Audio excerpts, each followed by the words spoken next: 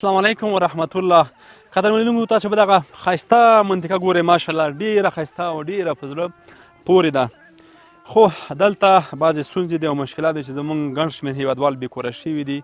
تاسې دغه بسترې دغه شیان هم ګورئ او هغې تر څنګ به موږ کته ځو. هلته فکر کوم چې د پخوا وخت موږ ورته داسې یو ګورې ورته وایي، نه پوهېږم تاسې څه ورته وایئ.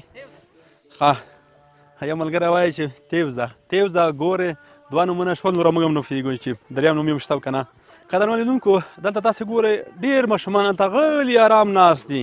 تاسې راځئ دوی سره خبرې کوو. دلته السلام علیکم. ستړی مه شئ، جوړ تکړه طبیعت ښه دی، ژوند خیر دی، ښه جوړې. ټول ستړي مه شئ، ټول ستړي مه شئ. اجازه ده کښېنم دلته. څنګه راغلي دلته؟ جنګ نه راغلي وي. الله دې جنګونه ختم کړي. الله دې جنګ دلته څومره مونه پر تاسې راغلي وي؟ دلته خو تقریبا شل 25 کسه یو. شل 25 کسان دلته به ژوند کوئ؟ دا دو کوټې کې مو د 2 شپې دا دو کوټې کې سبا پلي.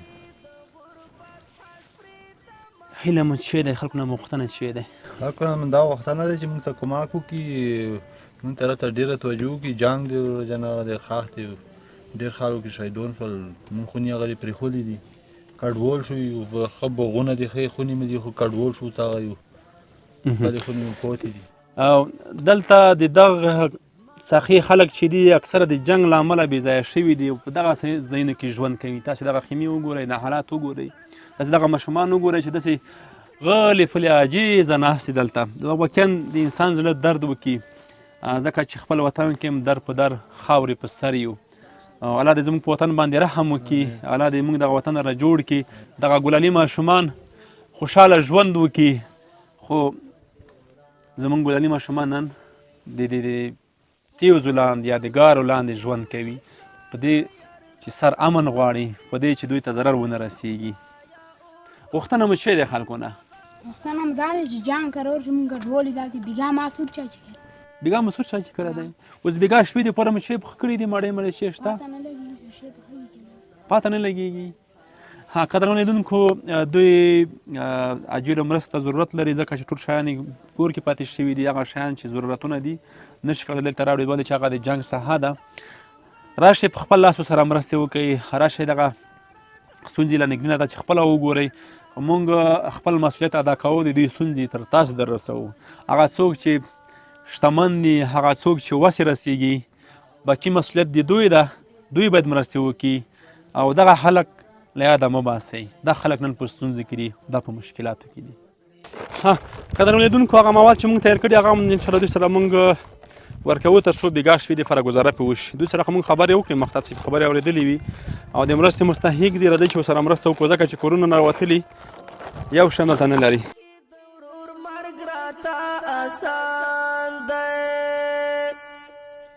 یو غربت بل جهالت دی، بترسیدا او وحشت دی، د ډالرو مقابل کې درور مرګ راته آسان دی. زما وطن افغانستان دی، د خپل ځان راته ګران دی، پاک الله خود نور جوړ کړي، بلا وخت وشو چې وران دی.